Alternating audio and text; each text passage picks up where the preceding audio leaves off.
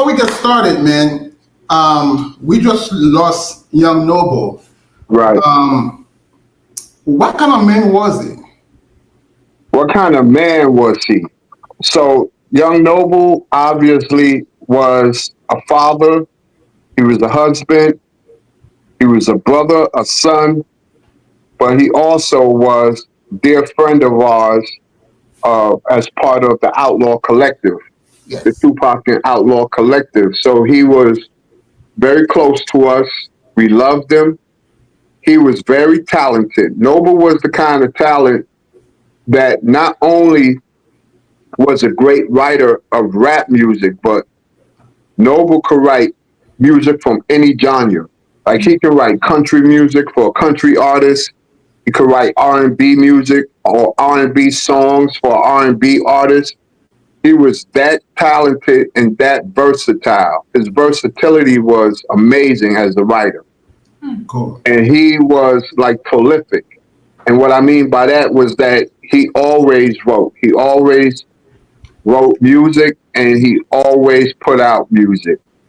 And he never stopped. So he was really like a hard worker, had great work ethic. And, he's going to be missed. He's like, I want people to understand that Noble is legendary. Yeah. He's legendary. He comes from a legendary background with Tupac, obviously. He's been on legendary music. And his own commitment and contribution to hip hop as a solo artist and as an artist with the Outlawz is legendary. So no matter how you look at it, when you look at Noble's body of work, it's legendary. Yeah. Good. Yeah. So, did he write for any artist we know about? No. So no, he didn't. Like what I was saying was that he could have, like he was talented enough Yeah. to Okay. go off into these genres. Unfortunately, Noble didn't test those waters, right? He didn't put his talent to work in other genres. I wish he would have, but he didn't. Yeah. He was just committed to hip hop and reaching and impacting the people in the hip hop community. But obviously, he could have wrote and he could have impacted other communities as well if he wanted to. He was that talented. So when was the last time that you talked to him? The last time I talked to Noble was October 2024. Okay. I remember because we were talking about this guy who was involved at the time with Diddy's lawsuit. He was suing Diddy.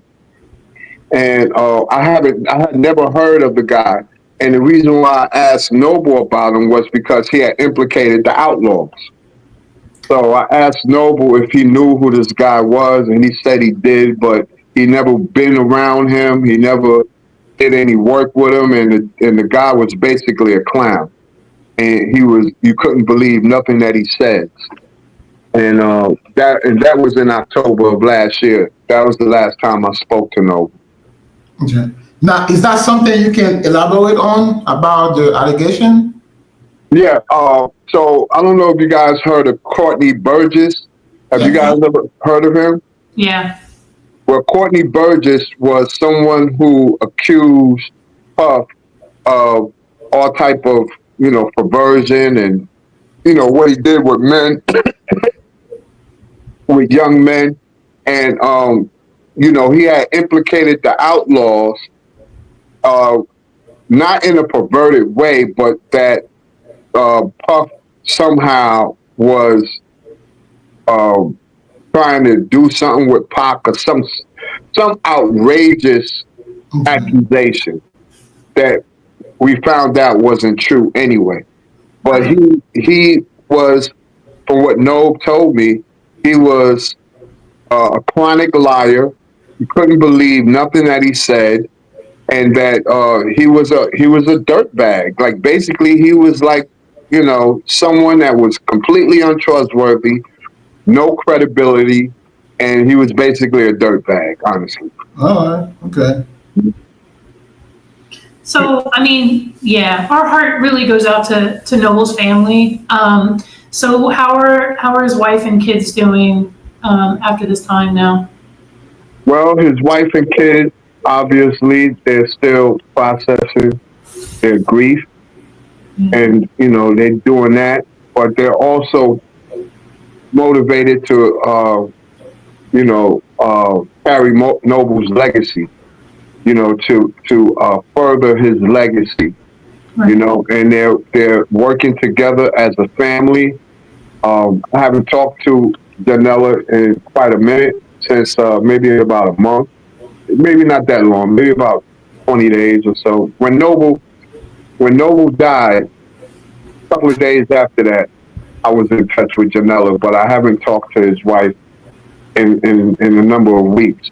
But from what I hear, she's doing good. She's just coping with her loss, and so is his children. They're coping with the loss of their father. Yeah. But they are, they're strong. They're strong people, so they're adapting to this new life that they have to live without their father, and her husband. So that's what that process looks like. I'm sure you guys know people who've been through the same thing, who lost loved ones, and you know how that process can look, just based on your own experience with it, Yeah. Yeah. So let me ask you this. So do you think in a hip hop world we should push for mental illness more often?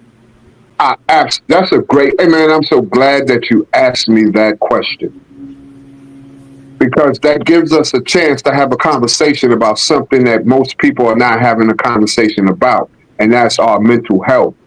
And yes, I think hip hop should do a better job of addressing the mental health and mental disorders that our community is suffering from on a high level, right? And we don't see enough of that conversation. We don't hear enough of that conversation in our community. But yes, I absolutely think that us as a community need to address this issue, particularly now because of the way the world is changing, right? And people are not going to be able to adapt to these changes that are taking place every day. And that's on top of the trauma and generational trauma, the stress, the anxiety, the depression that people suffer from on a daily anyway, that people deal with on a daily anyway. You add that on top of this landscape that's changing internationally and nationally, where people of color are going to lose if we're not able to adapt to this change, and that creates mental.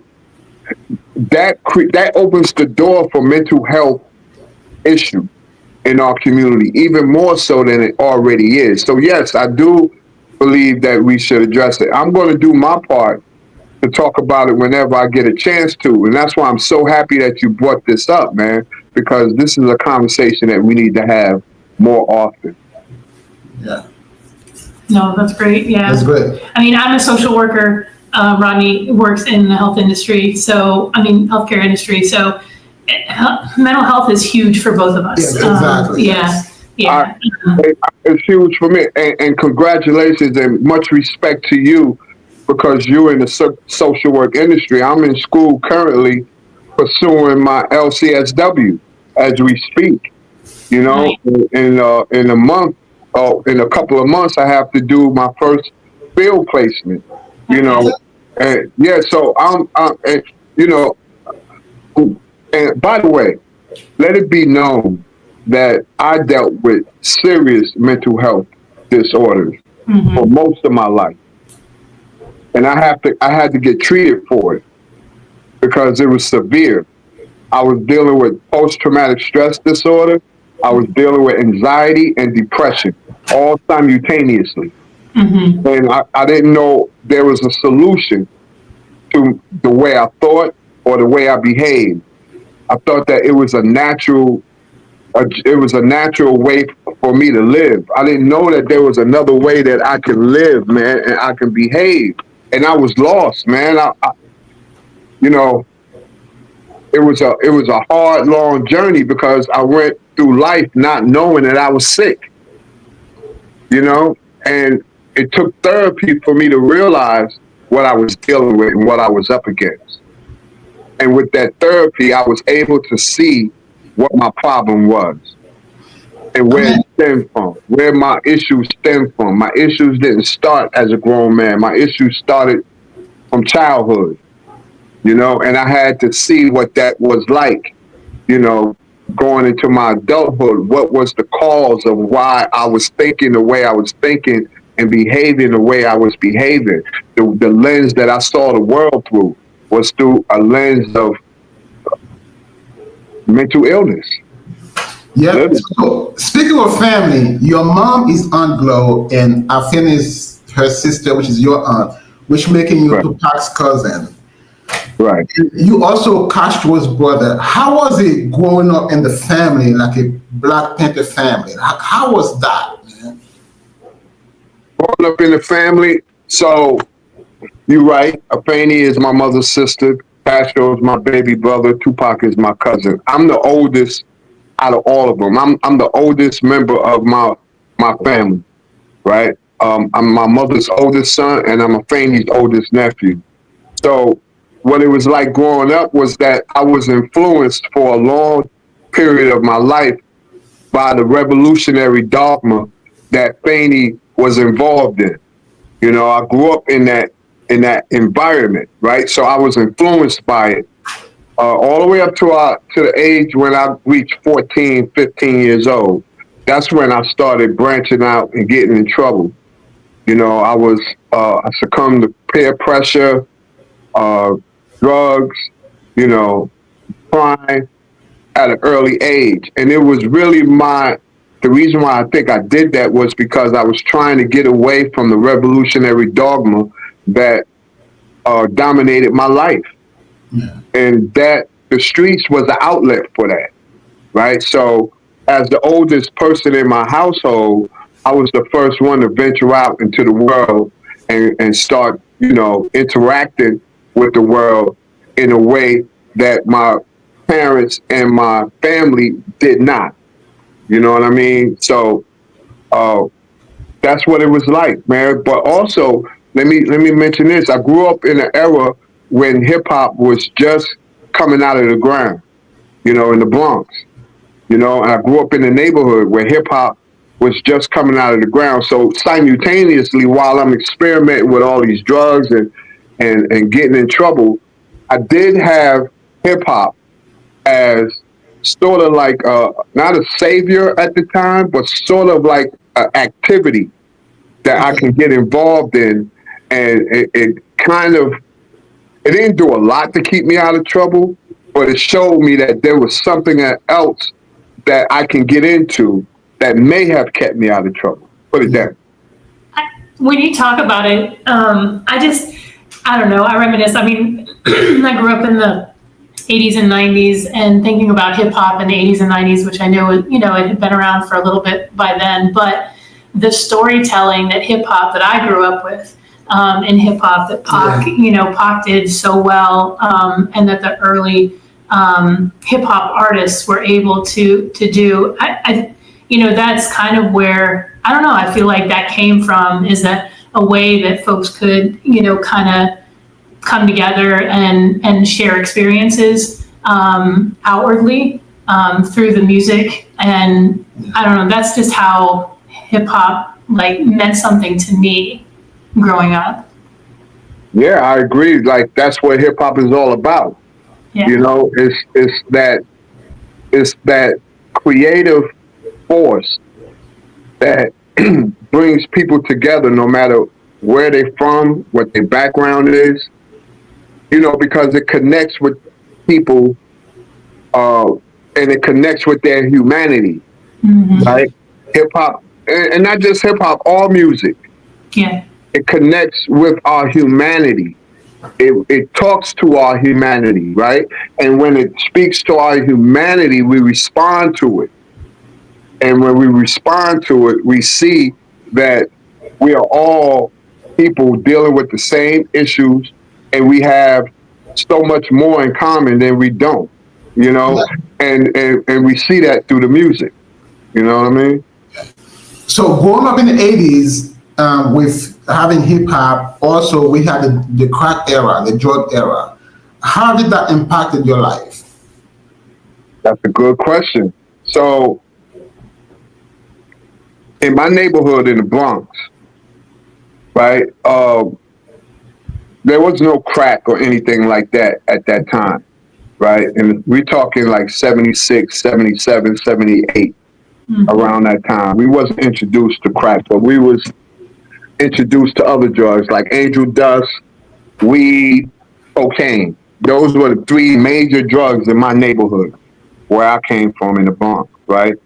And it was recreational at the time, right? So we did it like we'll go smoke, we'll go buy a bag of angel dust after playing basketball. We'll go buy a bag of angel. I'm 14, 15 years old at this time. We'll go buy a bag of angel dust after playing basketball and then smoke it and then go play basketball. You know what I'm saying? Wow. So, yeah. And we should do that almost every day. Right? Wow. So, but at the time, it seemed normal. I know what's normal now, but at the time, it was recreational, right? It seemed normal, man. So that impacted my life, obviously, in a negative way, obviously, right? Because that led to other activities that got me in trouble and set me on the wrong path. Right. But at the time, man, you know, if you lived through those times, you'll know that it was really considered normal to do that amongst kids in our community, man. And we did it without thinking about the future. Yeah. Or what it would do to us, right? We thought that we were indestructible and that we would not only survive it, but nothing would happen to us. You know? So we saw it from a lens that really was blurred. It was a blurred lens that we was looking at life through. And, you know, I'm thankful that I survived it. I'm thankful that I'm here talking to you and that, you know, I'm on this mission to help people who went through the same things that I went through, dealing with mental health and illness and drug addiction and so on and so forth, man. That's my goal. That's my mission. Yeah. So Just thankful that I'm able to do it. Yeah. So during that time, did you end up getting locked up for any of it? Yeah, I did a whole lot of time. I spent a third of my life in jail and prison. You know, I spent a third of my life in jail and prison. So there was a period of my life where I stayed in jail, not prison. Jail and prisons are two different institutions, right? So I would spend a lot of my time in jail all through my teens and through my 20s. I spent through jail. In prison, I went to prison when I was 24. But from my teens to my 20s, mid-20s, I spent in prison on rotation. Stayed in jail on rotation. Yeah. And then when I got out of prison, I continued that same pattern all the way up until my early 50s. The last time I've been arrested was in my early 50s. Wow. Really? Yeah. Wow. Yeah. So during that time, when did you link back up with Pac? So when Pac was a part of Digital Underground and he was about to embark on his solo career, I had just got out of jail. Right? I had just got out of prison. When he embarked on his solo career, I had just got out of prison. And like I said, I was more like his big brother than his cousin. Because as I said, I'm the oldest. And obviously when I got out, we hooked up. He came to New York and we hooked up and we united and we ignited the flame that we had between us. You know what I'm saying? And he wanted me to be with him everywhere he went. He wanted me to be with him, partly because of the love and the bond that we had, but also because he knew I would do my best to protect him in any way that I could. Not saying that I was a protector, but just that because I'm his oldest cousin and he trusted me, he knew that I would do anything I could to protect him. That's when it first started. Yeah. So kind of like a bodyguard, but No, more, not like a bodyguard. Nah, just someone that he can trust, yeah. who he knew when things hit the fan, I was gonna not run. I was gonna stay there and fight. You know what I mean? I was gonna hold him down, and I was gonna make sure that he was safe in any way I could. You know, and he knew that. You know, he knew that about me. Not acting or serving as his bodyguard. I wouldn't look at it that way. It was more of that. You know, he's my loved one. Mm-hmm. Yeah. You know what I mean? So we're going to protect him regardless. You know, and he's going to protect me regardless. Yeah. Yeah. You know what I'm saying? So in October 1991, Pac was stopped in Oakland for jaywalking, and he was put in a chokehold, beat down, and they forcibly arrested him. How did you feel about that when you hear it, or were you with him? I wasn't with him at the time. I think I was in jail Okay. when I heard about it. You know, I knew why the police did it. Number one, because of Pac's revolutionary history, and because Pac, you know, he's not going to let anyone take advantage of him or disrespect his rights.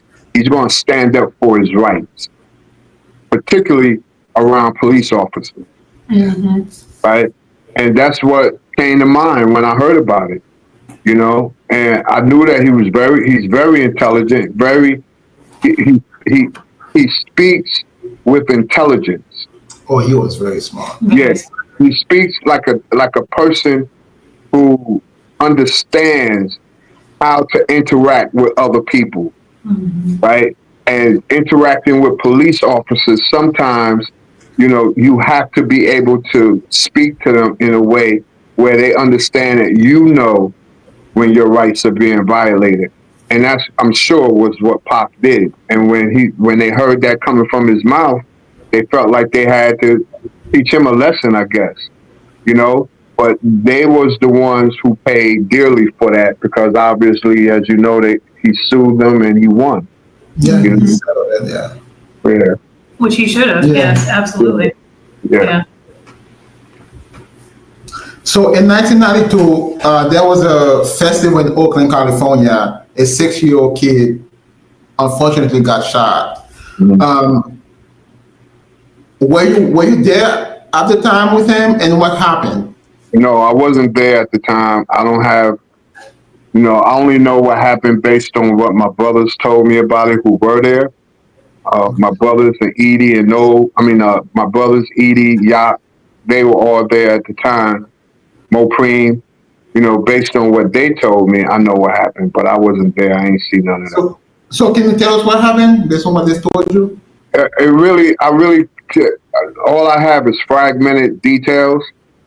So it's not going to even make sense for me to go into them, because I really don't know what happened. I know that there was some altercation, and because Pac was in town and he had found some success, and there were some rappers that was in the crowd that Pac used to work with before his success, and I think there was some jealousy that entailed, and you know, one thing led to another. Yeah, that's unfortunate.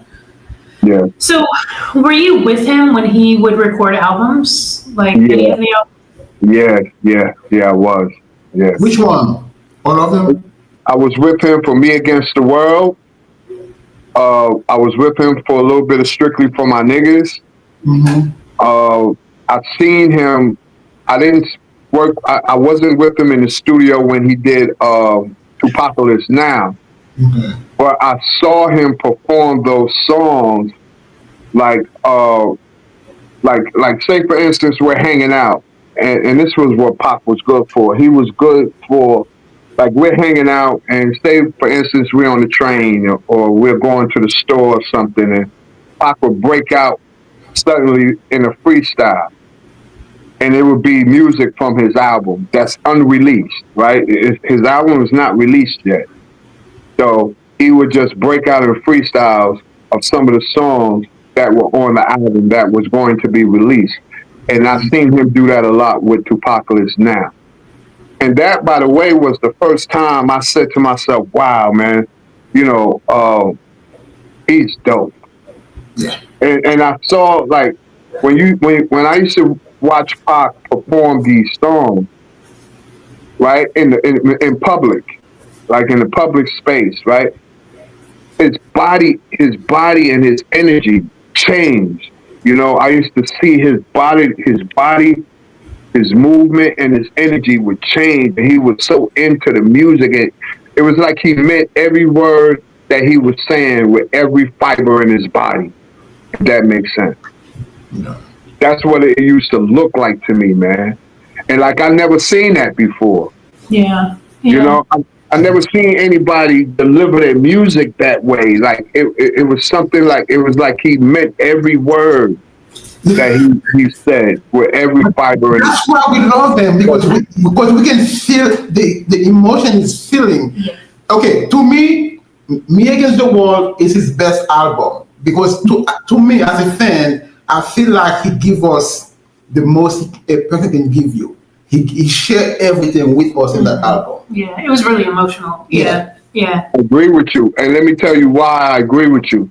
Because when I had the pleasure and privilege of being with Pac while he was recording that album, and at the time he was recording a lot of those songs, he was going through a lot of things in his life. So a lot of those songs are a direct reflection of what he was going through at that time. Yeah. And I was able to witness him capture that essence, that nuance, and put it in the music of exactly what he was going through. Like I'm gonna give you an example, like Young Niggas. Young Niggas is a plea to young black men that Pac was making in a song, right? And the reason why he made that song was because he saw with his own eyes what was going on in different parts of the country, like Chicago, like Arkansas, you know, New York, Oakland, that young people were being involved in. And he wanted to address that. So he wrote Young Niggas. Yeah. So, you know? okay. In that song, he referred to Yummy. Yummy, yeah. So the whole thing. So were you there when he had an altercation with the Black disciples? Yeah, I was right there. Yeah. So what happened, man?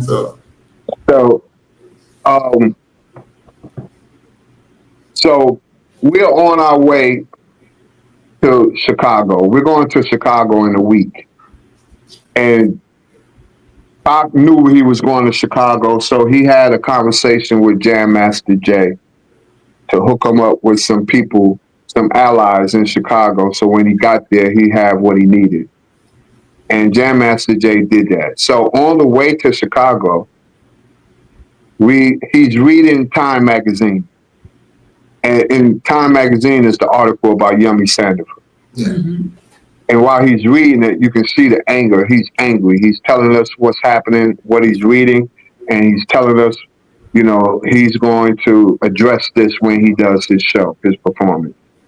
And when we get to Chicago, we meet up with Jam Master Jay's people, and they become our chaperone. And they make sure that we have everything we need. Then we get to the show, Pac is headlining. And there's a lot of artists on the show. It's Scarface, it's Boss, it's Spice One, and several other artists. And Pac is headlining, so he's the last one to go on. And when he gets on, sure enough to his word, he confronts the gangbangers that is probably taking up the first 15 rows of the arena. And we're in a huge arena. Mm-hmm. We're not like in a club. We're in an arena. And they take up the first, maybe I'm exaggerating, not 15 rows, maybe 5 or 10 rows they take up.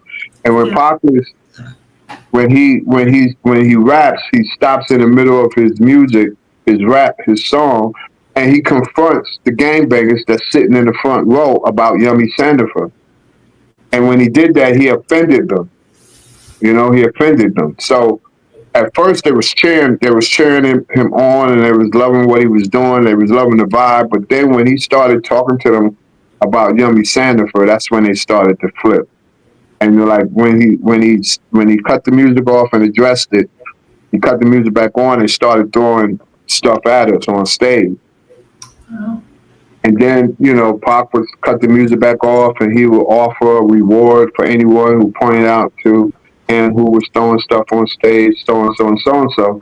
And that went on about 2 or 3 times. And then the last time, that's when things became chaotic, and the arena erupted into in chaos. It erupted into a gang, like a fight, where they was trying to get at us on stage. The gangbangers, they was trying to get on stage, and they was trying to get at us. Fortunately, you know, I was able to back some of them off, and there was police officers there, but that didn't really help too much. It didn't get us hurt. We were lucky enough that we didn't get hurt, but the crowd and the eruption of everything that took place, they destroyed the arena, and they destroyed the hotel that we were staying at right across the street from the arena. Wow. Yeah, so it got real ugly, but the good side of that story was that after we left, we got word from one of the people that was in the crowd, one of the gangbangers, that, you know, Pac can always come back. You know, he can always come back to Chicago, but he can't come back on that bullshit. And, you know, I thought that was cool, because normally if they kick you out, they don't let people come back. Right. Yeah, Chicago is rough. Chicago is rough. Yeah. Chicago, man, it was rough then, you know. Yeah. Yeah, I grew up in Illinois, so my family's from. Oh, you know Christian, right? Mm-hmm. Yeah. Oh, you're a friend of Christian's. Yeah. Yes. Yeah. Yeah, Christian's a good friend of mine. Yeah, so she planning on doing something for Pac, and God willing, we will be there. Yeah. Yeah, absolutely. God willing, I'll be there as well. Yes. So tell me a little bit about what you do in social work. Are you a clinical social worker?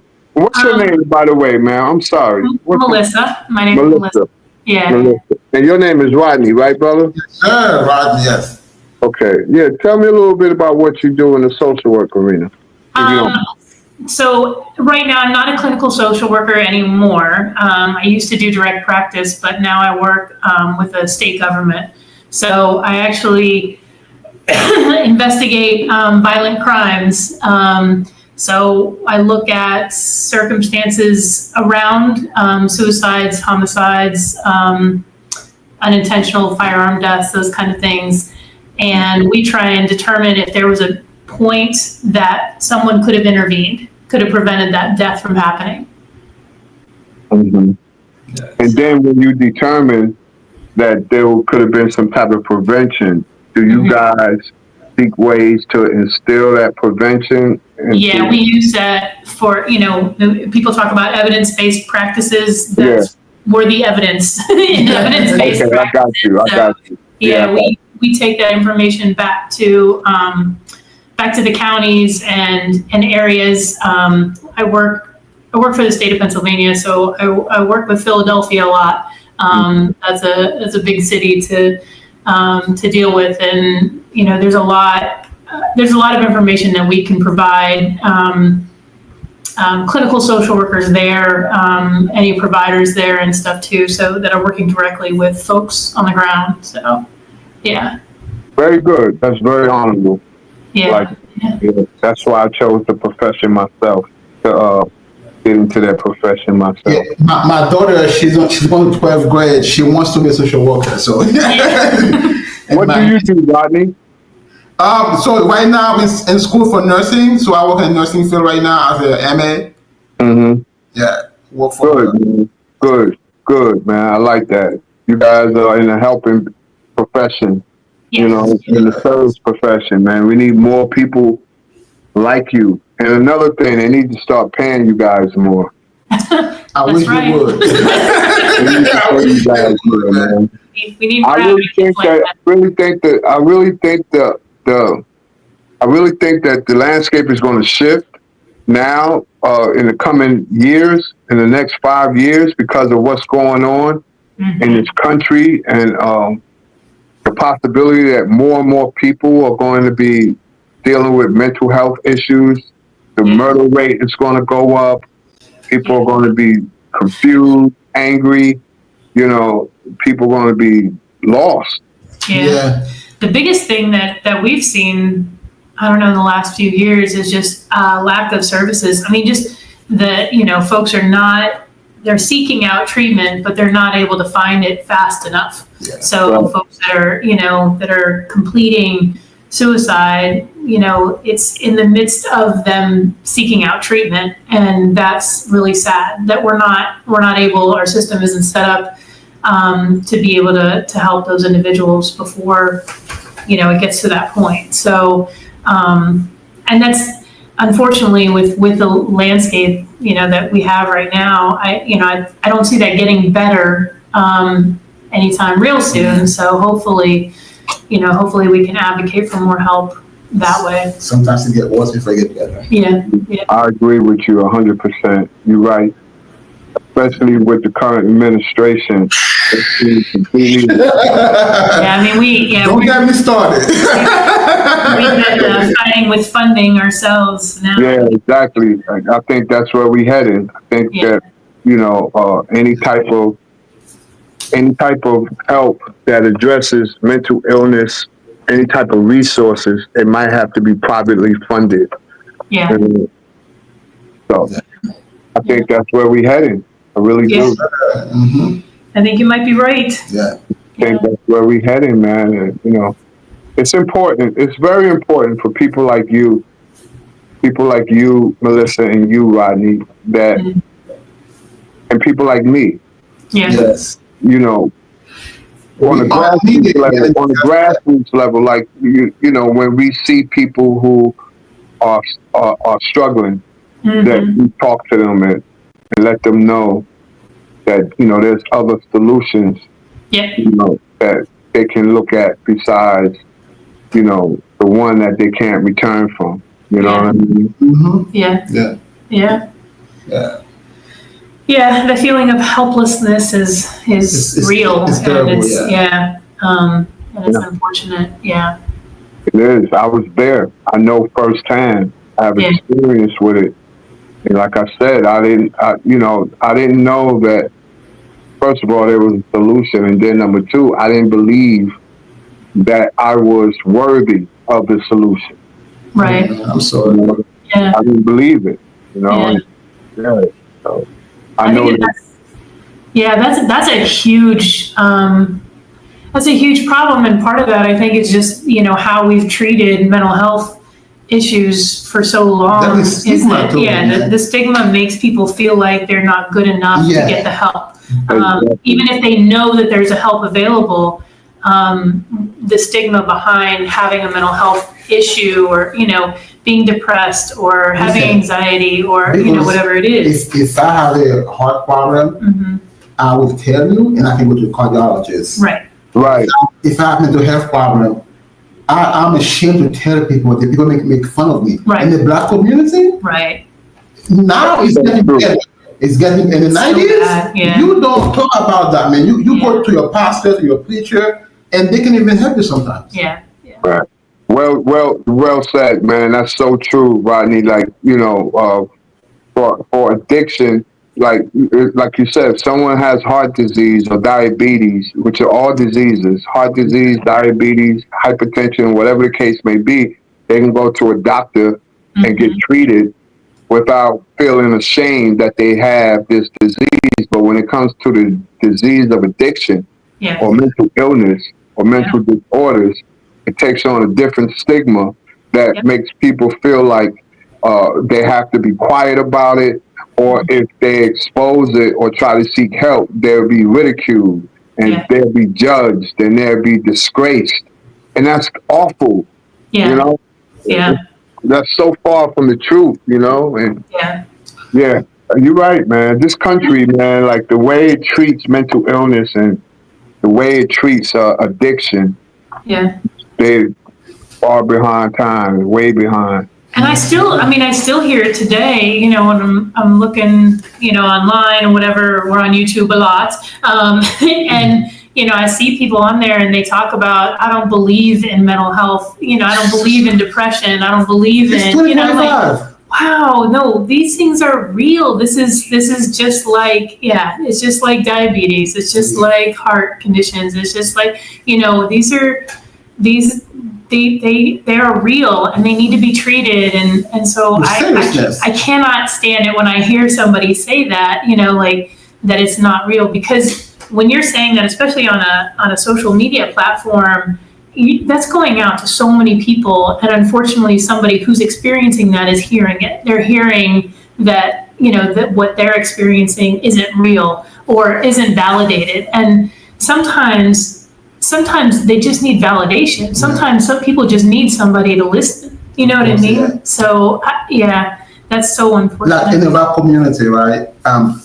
People will say, I don't need therapy because I can put my sorrow, my trouble into my tracks. Mm-hmm. That's fine. Yeah. But you need somebody who's a pro to help you, to guide you through that. You know what I mean? Just thinking about it is not enough. Right. So that's why I'm like, because all these rappers, all black men, we have so much trauma, PTSD.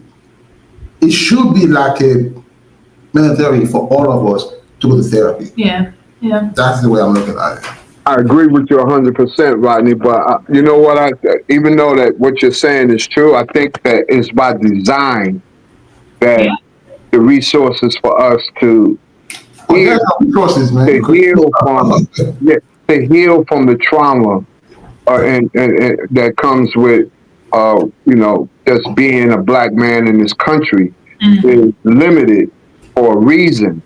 You know, it's limited for a reason. It's limited to keep us handicapped, to keep us sick, to keep us delusional, and to keep us in this what's the word? Flight or fight mentality. You know, this mentality where, you know, we feel like we always have to, you know, fight for what we want. Mm-hmm. Instead of being entitled to what we want, you know, which is good health, you know, healthcare asset, you know, mental health asset. You know, these are things that we should be entitled to. A good, you know, a chance to find a decent job or land a decent job, a chance to live in a decent apartment or a decent home. A lot of people don't have access to that. Mm-hmm. You know, so, and I think it's by design. I really do. Mm-hmm. Yeah. I agree with that. Yeah. Okay, let's go back. So, and like, so in Atlanta, I'm sure you asked that question many times. You were there when Pac shot the two of the officers. Yeah. So, I mean, we wasn't there. Can you walk us through it, please? Yeah. So, Pac had just flew in to Atlanta from New York. He had just did the video shoot with Salt and Pepper, What a Man, that What a Man video that he's in with Stretch. He had just finished wrapping that video shoot, and he jumped on a flight to come to Atlanta to do a show at Clark University. So he comes to Atlanta, he gets to the venue, he comes through the back door. I'm waiting there for him, and so are the Outlawz. He comes with a few people, and this was my first time seeing him since I've been out of prison. The first time since when I saw him after 2PAC'S Now, when he did 2PAC'S Now, while he was working on that album, I had just got out of prison. But in from that moment to now in Atlanta, where he's at Clark, I went back to prison. Right? In between that time for a parole violation. And I had just got back out and I seen him. Excuse me. We embraced and he went right to the stage. And when he got to the stage, he performed and then he wanted to smoke his weed. So he asked the audience, audience participation, he wants to smoke his weed. If they try to stop him, you guys make some noise. If the security detail try to stop him from lighting up, you guys make some noise. So he did that, and the audience, sure enough, they made noise, and but it got hectic, and it got to a point now where the security and the cops was trying to arrest him. Okay. So we left the venue, and we all got into our cars, and we headed to the hotel. The hotel was maybe about 2 miles away, right? So we have our entourage of cars, and Pac is in the lead. He's in the lead car, and we are all stopped. We stop at it. He stops at a light, a red light, and we all stop behind him. And I'm maybe I'm like one or two cars behind him, but I can see what's going on. And what's happening is that there's this black man arguing with two white men and a woman. Mm-hmm. And suddenly, during the argument, one of the white guys punched the black man and he knocks him down. Now, Pac is in the lead car. He witnesses all this. And before that incident actually happened, he's trying to get the people to move out the way. So he's out the window screaming at them, "Get out of the way, you blocking traffic." The light turned green, but they blocking traffic. So after that, that's when he witnesses the guy knock out the black guy. And when he did that, Pac got out of his car and he confronted the officer. He didn't know that there were police officers at the time, but he confronted the guy. And the guy told Pac to get the fuck out of the way and run. He said, "Man, run, motherfucker, before I shoot you." Right? And Pac pulled up his shirt and said, "This is thug life. We don't run nowhere." Thug life, y'all don't forget that shit. What type nigga is a thug life nigga? Thug life nigga be the craziest. Fresh out the box.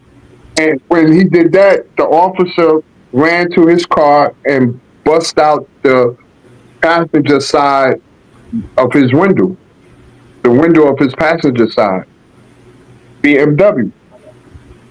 And when he did that, him, his partner, and the lady, who was one of their girlfriends, ran up Peachtree.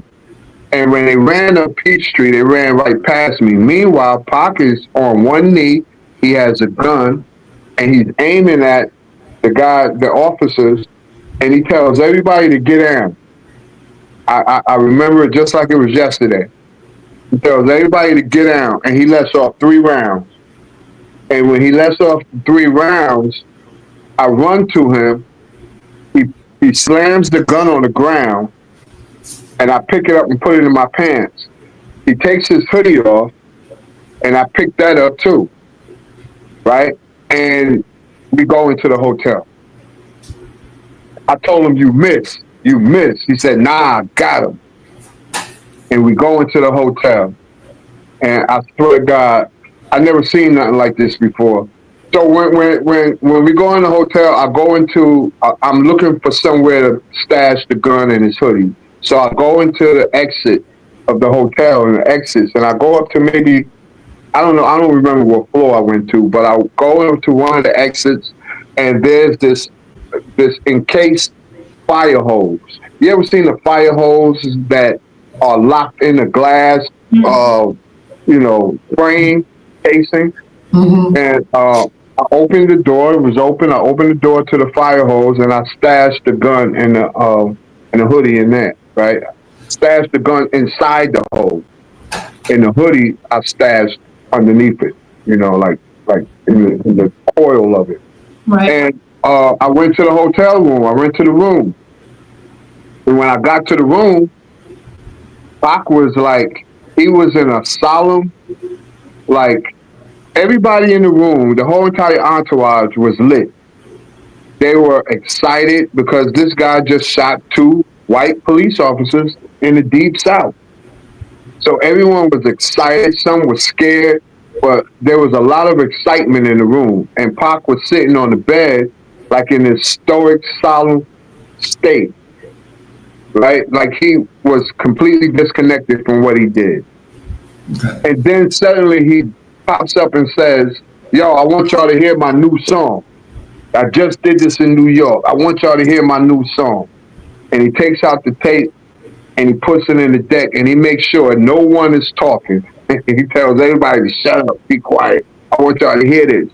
Meanwhile, while he's doing that, I'm looking out the window and I can look downstairs and see that there's ambulances and police cars gathering. And I tell Pac, yo, the police and ambulances downstairs, and he pays me no mind. And he plays Dear Mama for the first time. Wow. And everybody is listening to it and they grooving into it because it got that nice beat. Mm-hmm. And the words, you know, people are they're listening to it. And right after that, we get a knock on the door. While Tiny tells Pac, we know who it is because I told him that, you know, the police is downstairs. So we know it's them. And while Tiny tells Pac, don't say nothing to them, let me do all the talking. While Tiny opens the door and Pac is at the door and he the first one talking. He's the first one telling the cops, I don't know what he was saying. There was a high-ranking officer at the door with another officer, and Pac is giving them the business. And never mind what Watani was saying. He just started giving them the business, and they arrested him. And you know, you seen what happened. He got bailed out. He was able to bail out.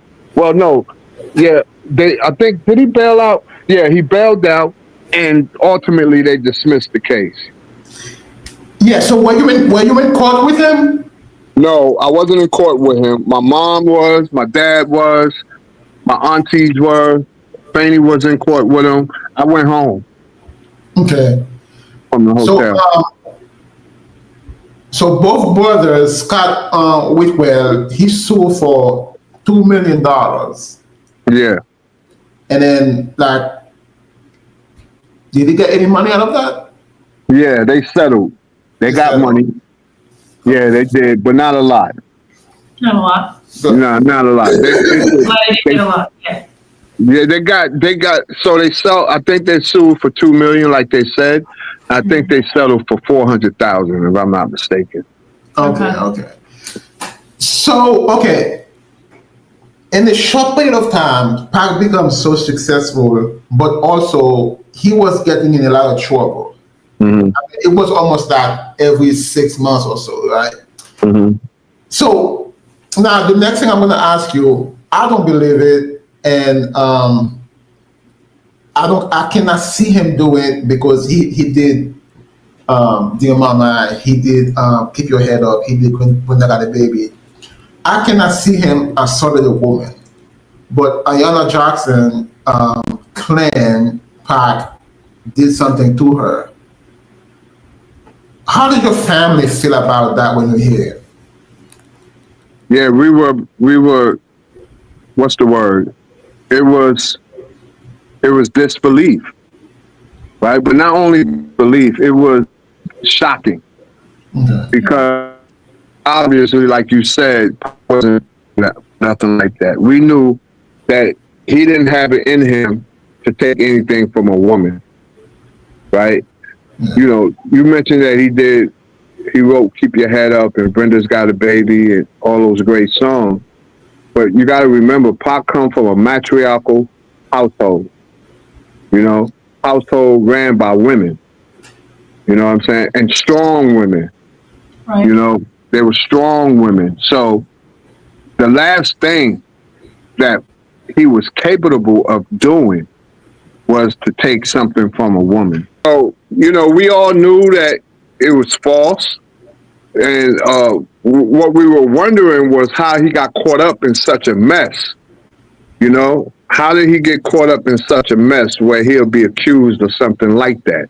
That was the question that we were asking, you know, and we found out eventually, but none of us had any doubt in our mind that Pac was guilty of anything like that, or that he was capable of doing anything like that. And by the way, Pac was not a liar, right? He took accountability for anything that he did or said, right? So when he was accused of it and he told us that he didn't do it, we knew he didn't do it. Mm-hmm. You know, and he told us that what he shouldn't have done was that he shouldn't have left her in that hotel with all those men while he went to sleep. Yeah. He did say that to us. So he took accountability for that. But as far as violating that woman, of course he didn't do that.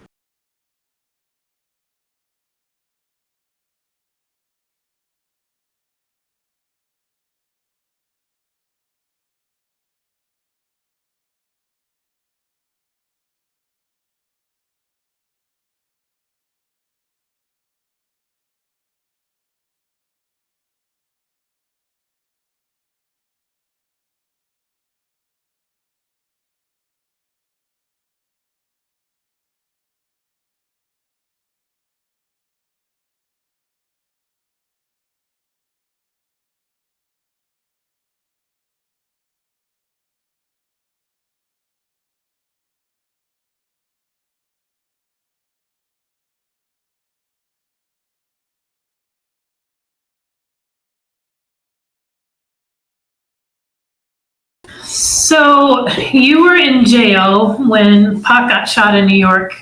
How did you hear about that? So I was in jail. I was on Rikers Island, and I was in jail on a parole violation. And I was in my cell, and one of the guys that were working in the dormitory, cleaning the dormitory, he was called House Gang. He banged on my door while I was listening to my Walkman to tell me, yo, your cousin just got shot 5 times in the head. And I was like, what?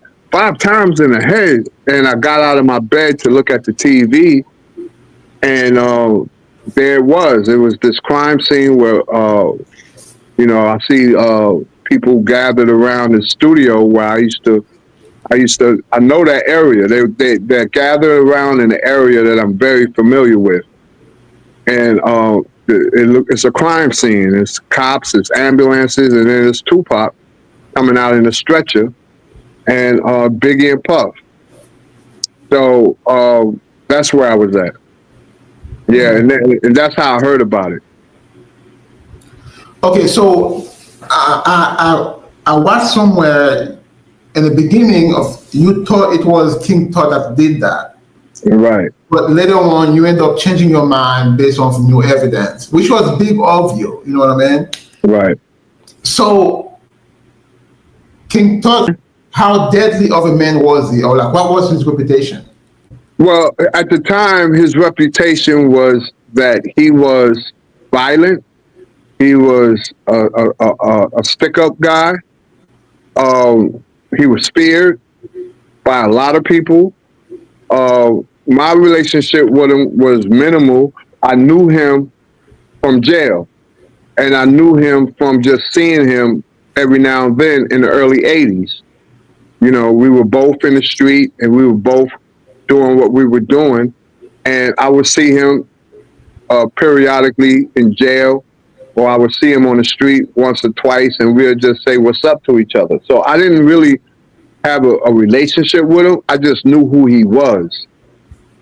And when Pac got shot, I was told by a mutual associate of Tut and I. He's a mutual associate. We both knew him. And we were talking. I ran into him, this gentleman. I ran into him. I got transferred. Mm-hmm. And in the new dormitory that I was transferred to, there the guy was. And we start catching up on old times. We started talking about old acquaintances and people that we knew in the street, people that we knew from jail, how they doing, like how so-and-so doing, you heard from so-and-so, what's going on with so-and-so. And then Tut's name come up. And the guy tells me, he says, yo, Tut just beat a case. He was in a barbershop and some detectives were looking for him, and one thing led to another, and he got into a shootout with the detectives, and he was arrested and he beat the case. I said, oh shit, really? He beat the case? He said, yeah, he beat the case. And he shot Tupac. That's how he told me. He said, my God. He shot Tupac. I said, oh shit, really? Now the guy didn't know that Tupac was my cousin. He didn't know. Okay. And when he told me that Tut shot him, I didn't say, oh shit, that's my cousin.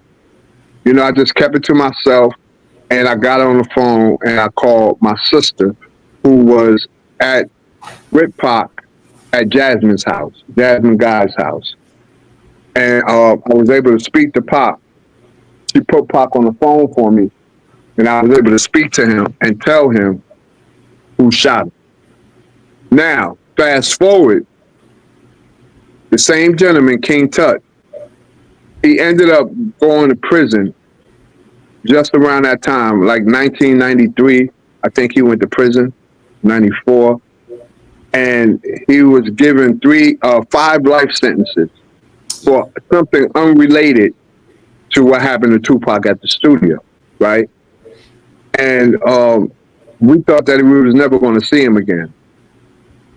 When I did the interview about King Tut on Art of Dialogue, and I mentioned his name, I guess he heard about it while he was in prison.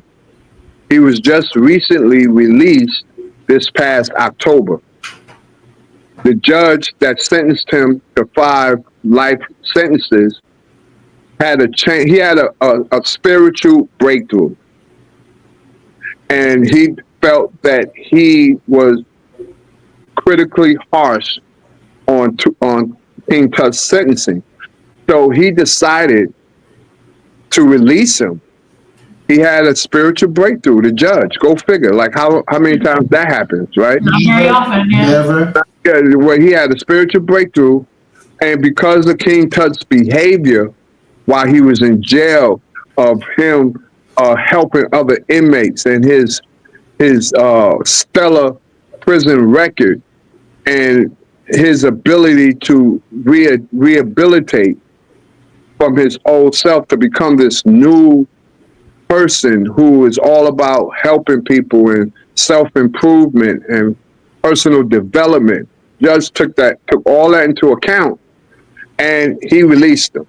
Now, when he released him, found out about it, and the first thing I wanted to do was I wanted to confront Tut about shooting my cousin, but not I wanted to do it in a way like respectfully and like with humility and honor, you know, and you know, I just wanted to have that conversation with him, man to man, and he wanted to have the same conversation with me.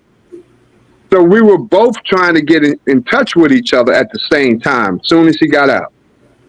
And one thing led to another, where he was out for maybe 2 weeks, and he very smart. He was very smart. Him and his wife, they were very smart to do this. They posted an interview on YouTube of King Tut's wife interviewing him about, you know, his prison time and his association to shooting Tupac.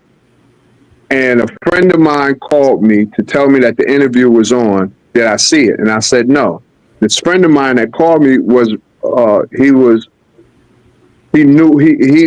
someone in my inner circle who knew the story, right? And he called me and asked me, did I see it? I said no. He said, watch it. He said, you're going to think differently about King Tut. And sure enough, when I watched the interview, the compassion, the honesty, the vulnerability that he showed while he explained why he would never shoot Tupac and why he had nothing to do with it, and how much he loved his music and respected him and respected his mother. So, yeah, so he posts this video, and like I said, he talks about why he would never have robbed Tupac. He was a fan. He respected his message. He thought that he was a leader of young black men, and he was untouchable. Like people like him, street people, to him he was untouchable. You know, so and the compassion that he said all these things with, and I seen he was pouring out his soul. I knew that he was telling the truth. Yeah. I just knew it. I connected with him. I connected with his spirit. I connected with him spiritually, and I knew at that moment I had to go public, and you know, I had to change the narrative. You know, that was big of him, man. It really was. Yeah. So he thought so too, but to be real, he thought that was bigamy, and he, like I said, man, I like the guy. I'm gonna be straight up honest with you. I like him because I like what he was able to do with his life.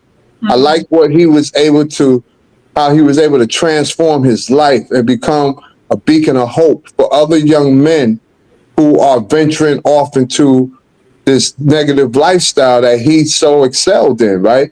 And it was only the right thing for me to do. If I accuse someone of something that they didn't do and I find out something different, then it's my duty. I'm supposed to, you know, absolve them from what I accused them of, and I'm supposed to apologize for it. I wanted to do it publicly because I want people to know that sometimes it only takes an apology to avoid killing someone or hurting someone.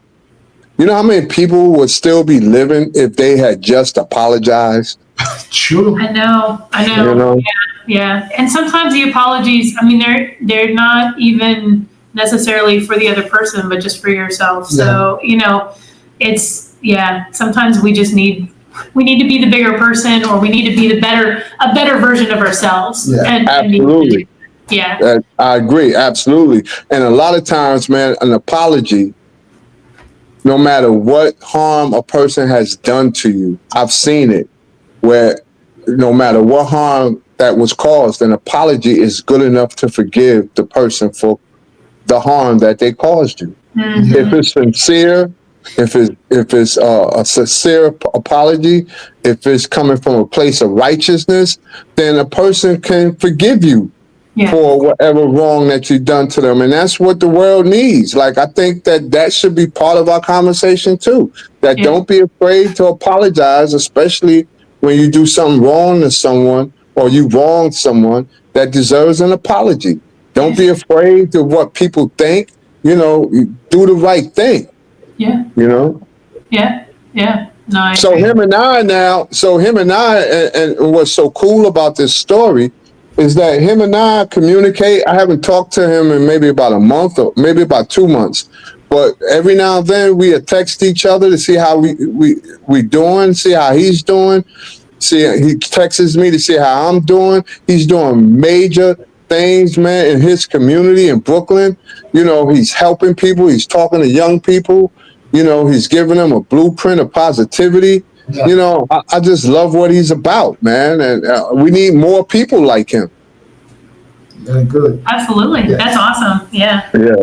So listen, in the early 90s, when I was in Haiti, they were telling us that Haitian Jack was the biggest gangster in New York. They said he had the nicest car, the flyest women, the nicest clothes and everything. Was he really about that life? Oh, hell yeah. Yep. Haitian Jack, from what I know of him, even in the 80s. Okay. When I met him in 1983. Okay. And he was a younger version of himself then, but you can tell that he was on a trajectory of being the person that you just described. Right? He was about that life. He is what he's known for. Okay. Make no mistake about it. So why do you think that Tupac gravitated towards him? I think Tupac gravitated towards the flash that Jack had and carried. He had a nice cachet. He was well respected. You know, he was fly. He had money. Pac was attracted to that, you know? Of course, yeah. I mean, do you think he was also looking for like a big brother figures? Because at some point you were in his life as a big brother. Then he had Shaq G. Then he had Haitian Jack, and he had Shook. Do you think that he always looking for that? Yeah, I think that was part of Pac's. I think psychologically that was in the back of his mind, and that was part of his decision making. You know, yeah, I think that's a good. I think that's true. I think that played the role in the way he picked his friends and the people that he chose to be around. Okay. Yeah. And so we can't talk about Haitian Jack without mentioning Jimmy Henchman. So rumors have it that Jimmy Henchman was a mastermind behind the Quad Studio shooting in 1994, where Pac got shot 5 times. So do you believe that? Yeah, I do. Yeah, I believe it. Absolutely.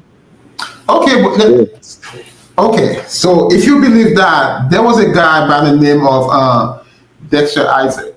He came out and said that he's the one that was behind that. Like, he said that he was the one that was the trigger finger. He was the trigger man. Okay. But it was Haitian Jack that put that plan together. I mean, Jimmy Henchman. Okay.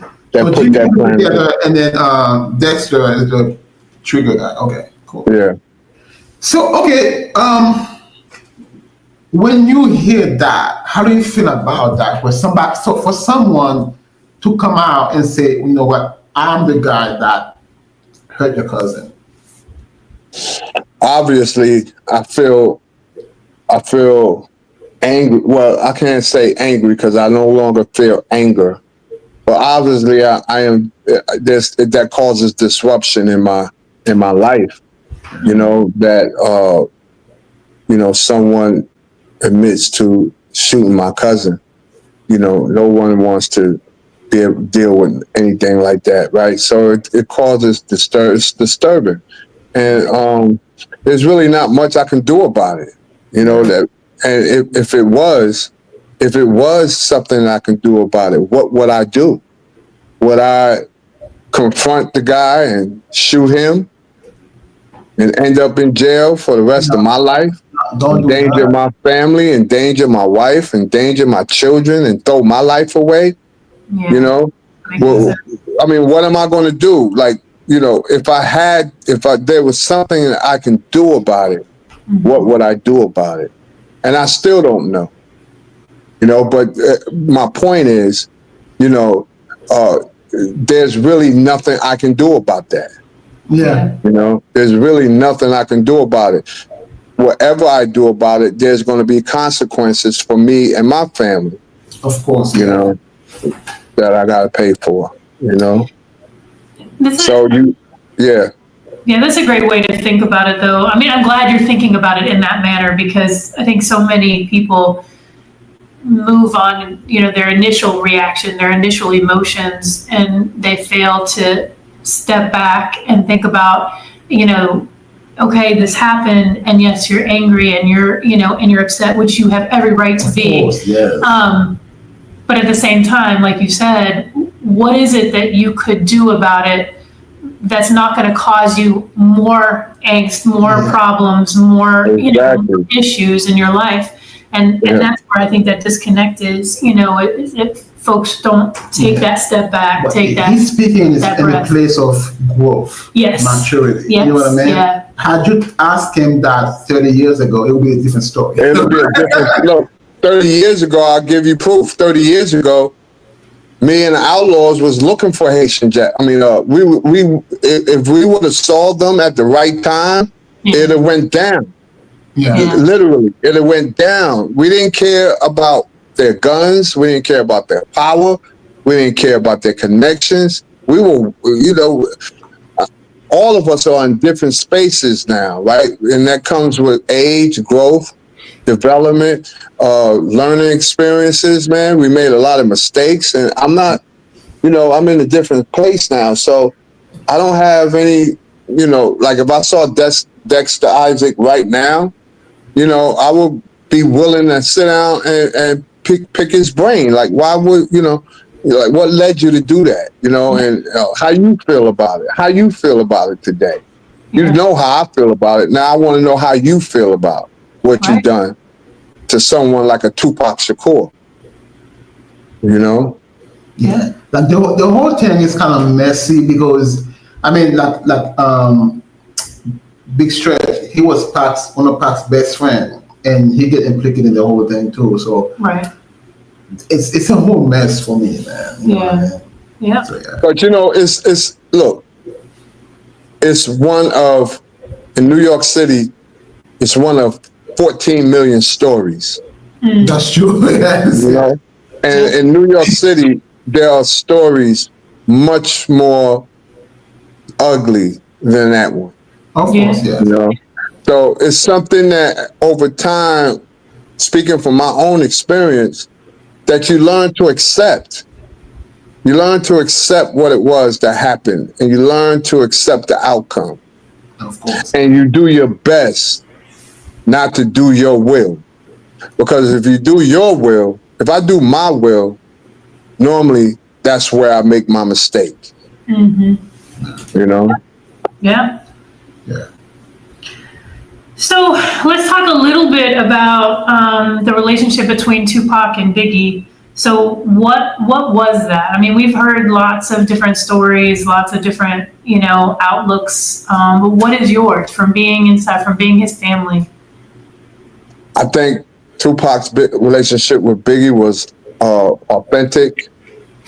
I think that it would have been something like, if there wasn't any of the confusion that occurred, it would have probably been a very long-lasting relationship. Obviously, I think that you know,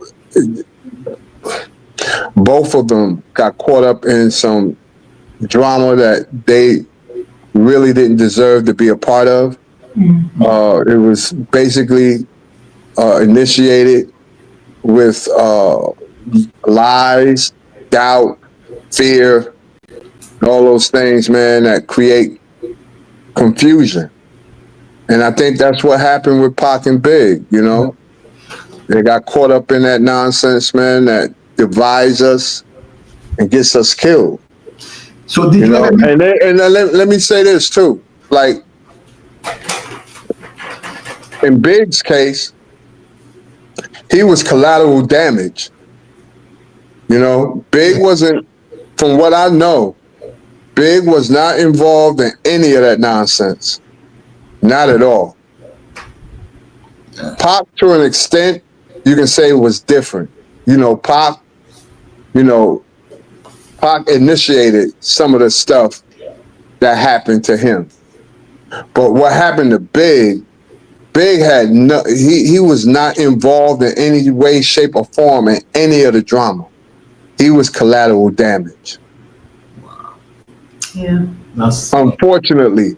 And let me share this. 30 years ago, I would not have said that. Yeah.